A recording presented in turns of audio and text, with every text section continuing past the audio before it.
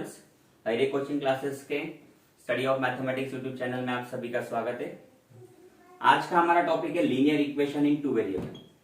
जैसे कि हमने पिछले लेक्चर्स में देखा कि लीनियर इक्वेशन पहचाना जाता है उसके डिग्री के परसेंट।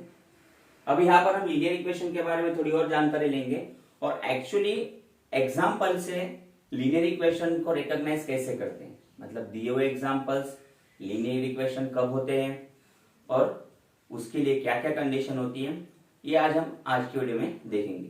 तो चलिए दोस्तों, आज शुरुआत करते हैं अपनी वीडियो को। सबसे पहले जान लेते हैं linear equation in two variable के डेफिनेशन के बारे में।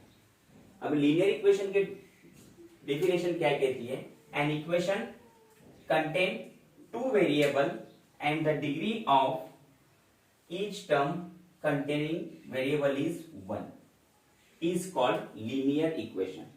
मतलब एज पर डेफिनेशन अगर आपने देखा जाए तो डेफिनेशन के हिसाब से linear equation in two variables में हमें वेरिएबल दो होने चाहिए। जैसा कि पिछले वीडियो में मैंने बताया था कि वेरिएबल्स जिसको मराठी में चल बोलते हैं, मैं मराठी भी थोड़ा ले लूंगा क्योंकि महाराष्ट्र स्टेट बोर्ड है और बहुत से बच्चे मेरे मराठी मीडियम से होते हैं। हिंदी में इसलिए पढ़ा रहा हूं क्योंकि सेम टॉपिक हिंदी मीडियम में भी है, मराठी मीडियम और इंग्लिश मीडियम। मतलब ये वीडियो तीनों जो स्टूडेंट्स हैं, तीनों मीडियम के स्टूडेंट्स को काम में आएगा। सो वेरिएबल्स हम क्या यूज कर सकते हैं? ए टू जेड में जो भी अल्फाबेट्स होते हैं, ए टू जेड के जो भी अल्फाबेट्स होते हैं वो हम एज अ वेरिएबल यूज करते हैं इक्वेशन में। ठीक है, तो वेरिएबल्स कितने हैं यहाँ पर, कितने होने चाहिए? 2 and the degree of each term variable is 1। अभी डिग्री कितनी होनी चाहिए? Degree of each term, degree, right, degree of each term should be 1। अब यहाँ पे ये जानना जरूरी है कि डिग्री मीन्स व्हाट। किसी भी इक्वेशन की डिग्री किस तरह से फाइंड करती है?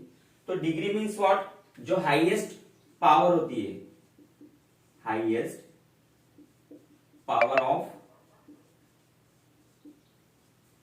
इक्वेशन। ठीक है ना दोस्तों, इक्वेशन की हाईएस्ट पावर मतलब क्या होती है? उसकी डिग्री। अब यहाँ पे कंडीशन क्या दी है कि डिग्री कितनी होनी चाहिए? 1 होनी चाहिए और वेरिएबल कितनी होनी चाहिए? z। अभी वेरिएबल कौन से होते हैं? जो अल्फाबेट्स तुम्हें इक्वेशन में दिखाई दे। अब वेरिएबल कैसे यूज करते हैं, क्यों यूज करते हैं, वो हमने पिछले वीडियोस में देखा है। पर वेरिएबल कितने हैं वो अगर पहचानना होगा तो मैं सिर्फ अल्फाबेट्स को याद रखना है। अगर इक्वेशन में 2 अल्फाबेट्स हो गए तो उसमें 2 वेरिएबल होते हैं। अगर इक्वेशन में 1 अल्फाबेट होगा तो 1 वेरिएबल हम उसे कह सकते हैं। अब यहाँ पे 2 कंडीशन एप्लीकेबल करते हैं, 2 variables and degree 1।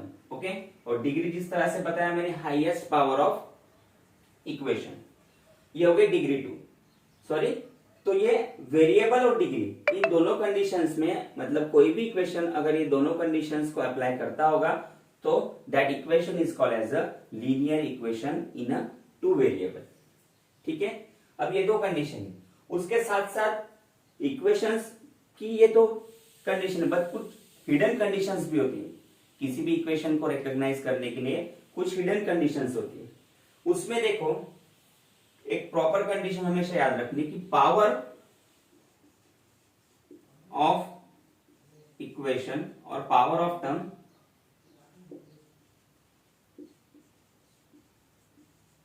should be positive. Positive means we can say it is whole number, right? Power of term should be positive. मतलब किसी भी टर्म की पावर अगर पॉजिटिव होगी तो ही वो इक्वेशंस लीनियर इक्वेशन या फिर कोई भी इक्वेशन कहलाता है। ठीक है ना, इक्वेशन तो बहुत सारे थे पर लीनियर इक्वेशन के लिए पावर पॉजिटिव होना बहुत ही जरूरी है। उसके बाद होता है पावर शुड बी पॉजिटिव, मतलब पावर नेगेटिव नहीं होनी चाहिए। ठीक है, उसके बाद आता है स्टैंडर्ड फॉर्म, जिसको हम जनरल फॉर्म कहते हैं, स्टैंडर्ड फॉर्म ऑफ इक्वेशन। ठीक है ना, ये बहुत ही इंपॉर्टेंट है, इसके तरफ सबने ध्यान रखना है। स्टैंडर्ड फॉर्म और जनरल फॉर्म मतलब क्या होता है कि एक टिपिकल क्राइटेरिया होता है कि कोई भी एग्जांपल इस तरीके से अगर होगा तो उसे उस टाइप का इक्वेशन कह सकते हैं। मतलब जैसे लीनियर इक्वेशन का अगर स्टैंडर्ड फॉर्म के बारे में अगर हम सोच रहे तो लीनियर इक्वेशन का स्टैंडर्ड फॉर्म एक टिपिकल होगा, उसके क्राइटेरिया में अगर एग्जांपल सेट होता है तो वो लीनियर इक्वेशन कहलाता है। इसलिए पहले जनरल फॉर्म क्या हम देख लेते हैं। General form of equation is what, ax plus by plus c equals to 0। देखिए दोस्तों ये हो गया ax plus by plus c, this is the general form of the linear equation in two variable. अब यहाँ पे अगर तुम ठीक से ऑब्जर्व करोगे तो तुम कह सकते हो कि सर यहाँ पे तो आपने बोला था कि अल्फाबेट्स 2 होने चाहिए, पर यहाँ पे तो 1 2 3 4 टोटल 5 अल्फाबेट्स है। यस, बट जब हम जनरल फॉर्म के बारे में लिखते हैं तो जनरल फॉर्म में सारे इक्वेशंस हमें एज अल्फाबेट्स यूज करने होते हैं, ठीक है। तो यहां पर ये जो ए बी और सी आया है, right, A B and C, this are the what as a coefficient. यहां पे ए एंड बी हमने लिया है एज अ कोएफिशिएंट, और जो सी है वो वर्क कर रहा है एज अ कांस्टेंट टर्म का, ठीक है। सी क्या वर्क करता है, कांस्टेंट टर्म का। अब ये बात सबको पता होना जरूरी है कि कांस्टेंट टर्म इसे क्यों कहते हैं, राइट। पहले मैं उसके बारे में जानकारी देता हूं कि constant term, what is mean by constant term, ये जानना बहुत ही जरूरी है। क्योंकि मैथ्स में अगर तुम्हें छोटी से छोटी बात अगर नहीं पता होगी तो उसके ऊपर के 10 प्रॉब्लम तुम्हारे वहां पे क्रिएट हो जाते हैं, और उसको अगर छोटी प्रॉब्लम पहले ही सॉल्व कर दो तो प्रॉब्लम क्रिएट होने का काम ही नहीं। इसलिए पहले कांस्टेंट टर्म के बारे में सोच लेते हैं। कांस्टेंट टर्म जैसे कि यहाँ पे सी है, या मान लो ये इक्वेशन लिया मैंने 2x plus 3y plus 5 equals to 0। अब ये इक्वेशन में अगर तुम ठीक से देखोगे सो x एंड y दो वेरिएबल है, 2 and 3, these two are coefficient, और 5 को हम कहेंगे कांस्टेंट टर्म, ठीक है। 5 को हम क्या कहेंगे, कांस्टेंट टर्म।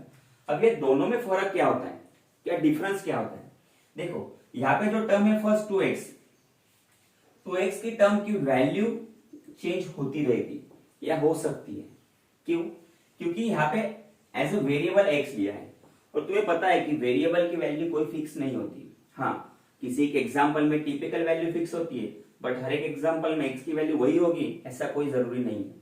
तो यहाँ पे अगर हमने suppose x is equals to 1 लिया तो 2 मल्टीप्लाई बाय 1 हो जाएगा 2।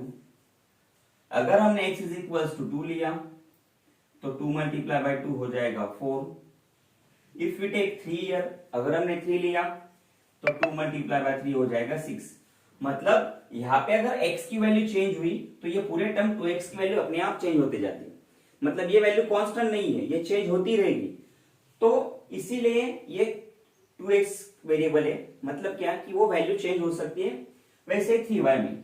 बट अगर तुम ऑब्जर्व करोगे कि यहाँ पर जो 5y दिया है, राइट, ये जो 5 दिया है, 5 के साथ कोई वेरिएबल नहीं है, ठीक है ना, 5 के साथ कोई वेरिएबल नहीं है, ऐसा होता है। बट अगर उसमें भी डीप में अगर स्टडी करोगे तो 5 के साथ वेरिएबल है, कोई भी एक वेरिएबल हम लिख सकते हैं, जैसे xy है तो मैंने सपोज ले लिया x। अगर किसी ने तुम्हें बताया कि इसमें वेरिएबल नहीं है तो भी करेक्ट आंसर है, और किसी ने बताया कि यहाँ पर वेरिएबल है तो भी करेक्ट आंसर है। तो दोनों तरीके के आंसर हमें पता होना जरूरी है। मैथ्स पढ़ना, ऊपर ऊपर पढ़ना ठीक है, एग्जाम के लिए प्रिपेयर होना ठीक है, बट हमें एग्जाम के लिए प्रिपेयर नहीं होना है। हमें अगर फ्यूचर में कुछ आगे बढ़ना है, पढ़ना है, तो हमें मैथ्स की छोटी छोटी बेसिक चीजों के ऊपर ध्यान देना जरूरी होता है। तो इसीलिए यहाँ पे देखो, किसने कहा यहाँ पे वेरिएबल है तो उसको भी कहना यस करेक्ट आंसर है, किसने कहा वेरिएबल नहीं है यस वो भी करेक्ट आंसर है। अभी वेरिएबल है तो किस लिए, देखो जैसे 5 ले लिया हमने और x की पावर है 0, ठीक है, 5 और x की पावर है 0। तो इंडाइसेस के रूल्स हमने पढ़े हैं 6th स्टैंडर्ड में, जनरली वो रूल्स आपको आए होंगे। और रूल्स ऑफ इंडाइसेस कहता है कि a raise to 0 equals to 1। मतलब क्या, अगर पावर अगर तुम्हारी 0 होगी, और चाहे बेस कोई भी हो, चाहे पॉजिटिव नंबर हो, नेगेटिव नंबर, रैशनल नंबर, और कोई भी रियल नंबर हो, if base is 0, base is any real number and power is 0, the answer should be 1। अगर पावर 0 होती है तो उस रेडिकल का आंसर हमेशा क्या आता है, 1 आता है। तो यहां पे जैसे 1 आया वैसे x is to 0 भी क्या हो गया 1।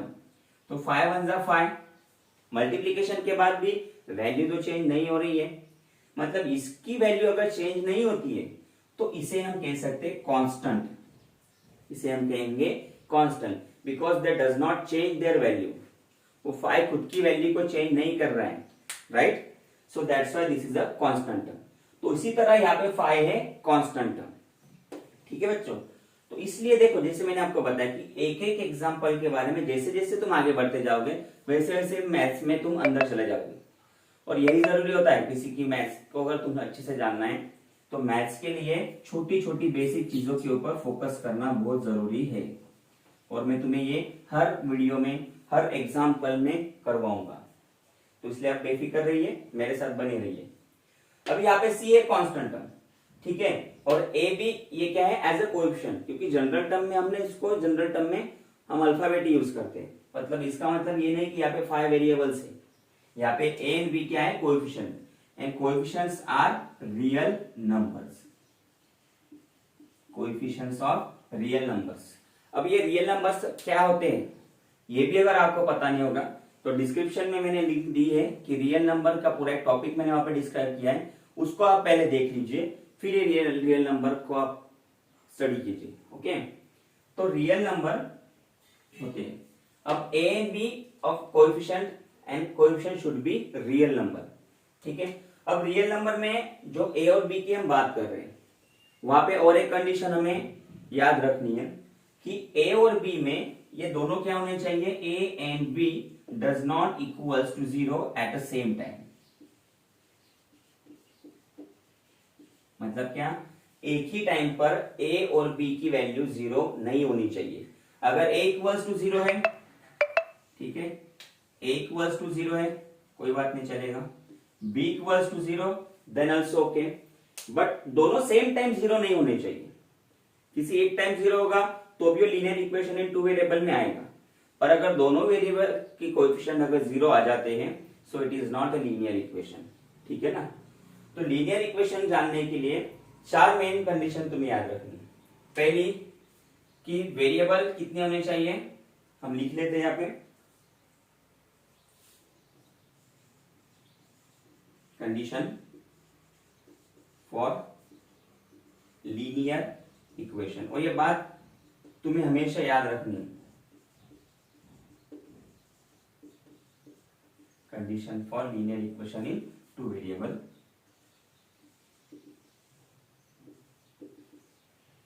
अब पहली कंडीशन है डिग्री कितनी होनी चाहिए? 1। दूसरी कंडीशन है वेरिएबल्स, नंबर ऑफ वेरिएबल्स कितने होने चाहिए? Right, correct, number of variable 2। उसके बाद स्टैंडर्ड फॉर्म को तो फॉलो करना ही करना है उसमें, क्योंकि अगर ये स्टैंडर्ड फॉर्म को पूरी तरह से फॉलो करेगा तो ही वो रियल नंबर होता है, ठीक है। तो वैसे अभी यहां पर हम देखते हैं कि A and B not equals to 0 at the same time, जैसे मैंने यहां पे लिख दिया था कि दोनों एक ही टाइम पर 0 नहीं होने चाहिए। फिर और एक कंडीशन है power should be whole number, ये फर्स्ट कंडीशन, ये सेकंड कंडीशन, ये third condition, and the fourth is what? Power should be whole number.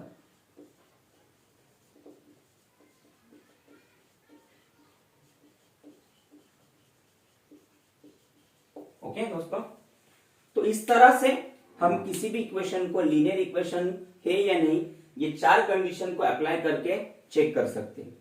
अगर कोई इक्वेशन ये चारों कंडीशन को फॉलो करता है then this equation we can say as a linear equation in two variable. Okay, तो चलिए अभी ये जो एग्जांपल्स, ये जो लीनियर इक्वेशन की कंडीशन है वो एक्चुअल एग्जांपल पर किस तरह से अप्लाई करनी है, एग्जांपल सॉल्व करते वो कहा किस किस तरह से अप्लाई करते जानिए, वो अभी हम देखते हैं आगे के टॉपिक में।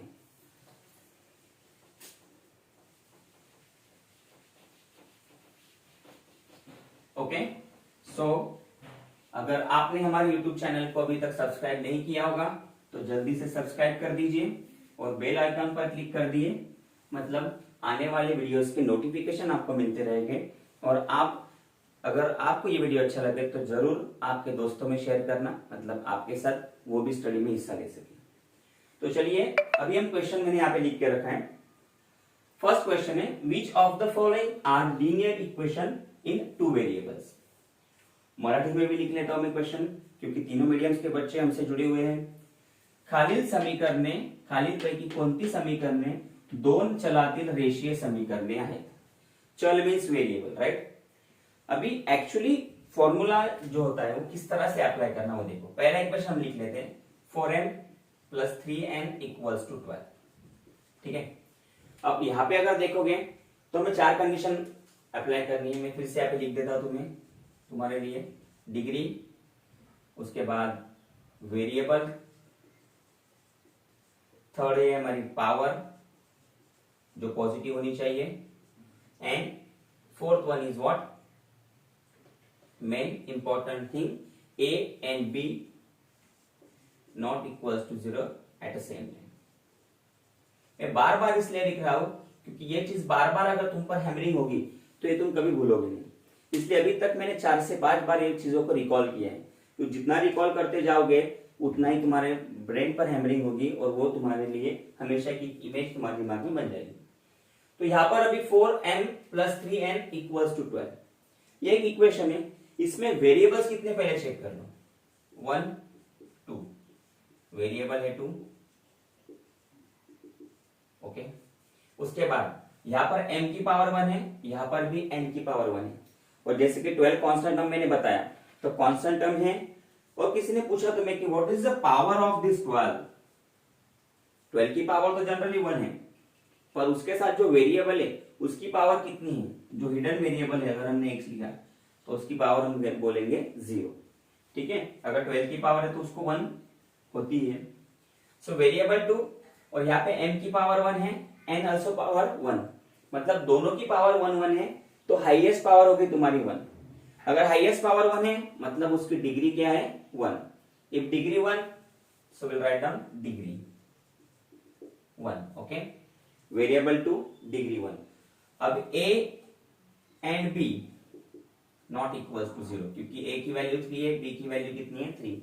मतलब इंस्टेड ऑफ a, जो हमारा जनरल फॉर्म है, यहाँ पे लिख के रखता हूं मैं general form, ax + by = c। तो देखो a and b does not equals to 0, और दोनों की पावर पॉजिटिव है, दोनों की पावर पॉजिटिव है। तो क्या आएगा, therefore 4m + 3n = 12 is a linear equation in 2 variable, okay. इस तरह से हमें एक्चुअली एग्जांपल पर फोकस करना होता है। सेकंड एग्जांपल हम चेक कर लेते हैं। सेकंड एग्जांपल दिया है 3x² - 7y = 30। और एक इंपॉर्टेंट बात, अगर हमने लीनियर इक्वेशन इन 2 वेरिएबल के लिए 4 कंडीशन को सामने रखा है, मतलब उस एग्जांपल में या किसी भी एग्जांपल में अगर चारों condition as it is apply होती होगी, चारों की चारों कंडीशंस अगर अप्लाई होती है तो ही वो लीनियर इक्वेशन इन 2 वेरिएबल है। 4 में से अगर कोई भी एक कंडीशन अप्लाई नहीं हो रही है और बाकी की 3 कंडीशंस को अप्लाई कर रहा हो, एग्जांपल फॉलो करता है, तो भी वो equation linear equation in 2 variable नहीं होगा। अगर उसकी 4 कंडीशन है तो चारों की चारों वहां पर अप्लाई होना जरूरी होता है। अभी ये एग्जांपल देख लो, यहाँ पे हम बाय ऑब्जर्वेशन ही बोल देंगे it is not linear equation. Why? Because degree, यहाँ पे x की पावर कितनी है, 2, यहाँ पे y की पावर है 1। अगर पावर 2 है और दूसरे की पावर 1 है तो हाईएस्ट पावर हो गई 2, और हाईएस्ट पावर की मतलब क्या होती है, डिग्री। तो डिग्री अगर मोर देन 1 है, सो this is not linear equation in 2 variable. तो मैं इसका रीजन भी लिख देता हूं, degree is more than 1, therefore this is not linear equation in 2 variable, okay, this is not linear equation in 2 variable। मतलब क्या, मराठी में एक बार लिख देता हूं मैं, यहाँ पे ये थे, ठीक है। मराठी में आप देख लीजिए कि मराठी में अगर तुम्हें लिखना है तो हम यहाँ पे क्या लिख सकते हैं, इथे कि पावर, जो पावर आहे, राईट, जे घातांक काय एकापेक्षा जास्त असल्यामुळे ही काय आहे, लिनियर इक्वेशन म्हणजे रेषीय चलातील, 2 चलातील रेषीय समीकरण नहीं है, ओके। अब थर्ड एग्जांपल को हम फॉलो कर लेते हैं। थर्ड एग्जांपल देखो, मराठी में जनरली मैं क्या करता हूँ कि जो वर्ड है उनको मैं मराठी में लिख दिया। मतलब तुम जब मराठी के स्टूडेंट्स इसको फॉलो करोगे तो तुमने देखना है कि डिग्री मतलब क्या है, घातांक, सर्वात मोठा घातांक, व्हेरिएबल म्हणजे चल, फिर लीनियर म्हणजे रेशियो। तो ये बात तुम जब वीडियो देखोगे तो तुम अपने आप वहां पे अप्लाई कर लेना, ठीक है ना। नेक्स्ट एग्जांपल है वहां पर √2x minus √3y equals to 16। अब यहां पर देखो, अगर तुमने ऑब्जर्व किया तो √2 एंड √3 ये दोनों क्या है, इरेशनल नंबर है। √2 एंड √3 आर इरेशनल। अभी इरेशनल नंबर्स हमेशा रियल नंबर होते ही है, राइट। और rational and irrational numbers are real number, means A और बी की वैल्यू रियल नंबर है। उसके बाद पहली कंडीशन हम अप्लाई करते हैं, कितने वेरिएबल यहाँ पे, वेरिएबल्स है हमारे 2। फिर डिग्री कितनी इक्वेशन की वो चेक कर लेते हैं। यहाँ पे डिग्री देखो, power of x 1, power of y 1। अब दोनों की पावर 1 है, मतलब हाईएस्ट पावर होने के बाद डिग्री हो गई तुम्हारी 1, और ए भी रियल नंबर है। उसके बाद लास्ट जो कंडीशन है हमारी कि पावर पॉजिटिव नंबर होनी चाहिए, यस पावर भी तो पॉजिटिव नंबर है। So what we can say, yes this is linear equation in 2 variable. Okay, मैं हर एग्जांपल को अच्छे से डिस्क्राइब करके आपके सामने ला रहा हूं। मेरा मतलब ये नहीं है कि तुम किस तरह से टॉपिक को अंडरस्टैंड करते हो। मेरा मतलब ये कि टॉपिक को अच्छी तरह से तुम्हें अंडरस्टैंड करना ही करना है। उसके साथ साथ जब तुम एग्जाम के लिए प्रिपेयर होगे तो एग्जाम में कोई भी एग्जाम्पल किस तरह से वहां पे लिखना है वो भी जरूरी है, ठीक है ना। अगर कोई भी एग्जाम्पल को तुम ठीक से अच्छी तरह से प्रेजेंट करते हो, अगर तुम अच्छी तरह से प्रेजेंट करते हो तो जो चेकर है उस पर एक अलग इंपैक्ट होता है। इसलिए मैं दोनों तरीके से कंसेप्ट को भी पूरे क्लियर से तुम्हें सॉल्व करवाऊंगा और उसके साथ साथ तुम्हें एग्जाम्पल किस तरह से लिखना है वो भी करवाऊंगा। अब इसके साथ हम आगे बढ़ते हैं। क्वेश्चन एग्जाम्पल नंबर 4, वो है तुम्हारा 0x + 6y - 3 = 0। अब यहां पे देखो, यहां पे क्या आएगा, पावर 1 1 मतलब डिग्री हो गई उसकी 1, साथ ही साथ दोनों पॉजिटिव है, मींस फोर्थ कंडीशन भी अप्लाई हो गई। वेरिएबल कितने हैं, एक्स वाई, 2 वेरिएबल्स है।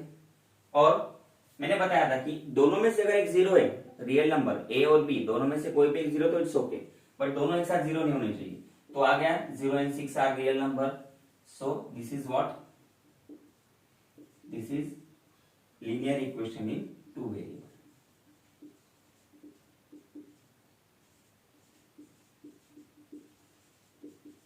ओके, उसके साथ फिफ्थ वाला एग्जांपल हम देखते हैं, 0.3x + 0y - 36 = 0। अब यहां पर फिर से पावर चेक कर लेते हैं। पावर कितनी दोनों की 1 1, मतलब हाईएस्ट पावर भी है 1, तो डिग्री आ गई 1। अब डिग्री 1 आने के बाद नेक्स्ट क्या आएगा तुम्हारा कि वेरिएबल्स, कितने वेरिएबल है, 2 वेरिएबल है। उसके बाद 0.3 and 0 both are real number, और एट ए टाइम एक ही बार 0 आया तो चलेगा। So this is also linear equation, linear equation in 2 variables, ठीक है।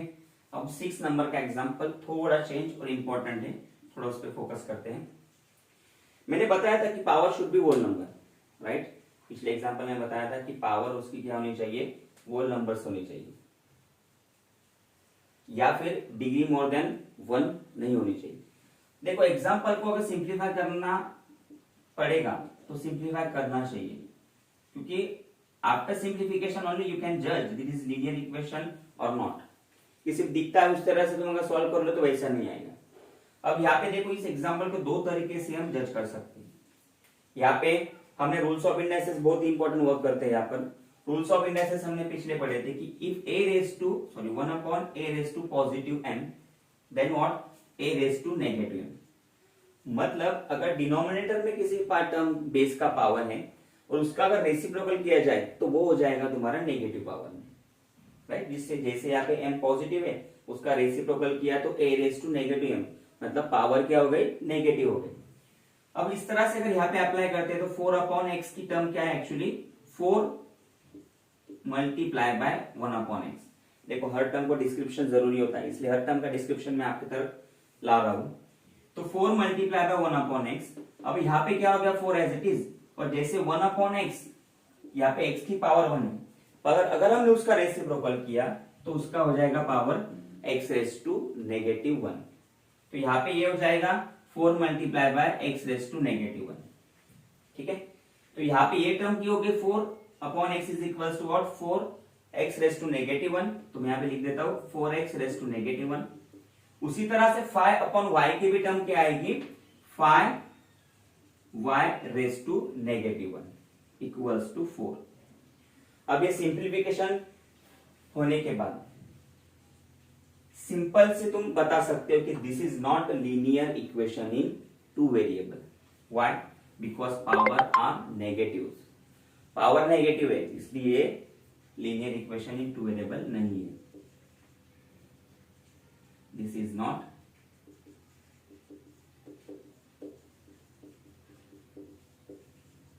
Linear equation in two variables.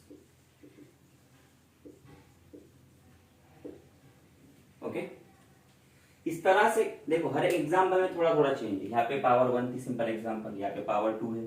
Third में अगर ऑब्जर्व किया तो इरेशनल नंबर दिया है, क्योंकि होता क्या है जनरली बहुत सारे बच्चे डेसिमल के एग्जाम्पल, अंडर रूट में जो रेडिकल के एग्जाम्पल होते हैं, मतलब इरेशनल नंबर, उसमें डर जाते हैं।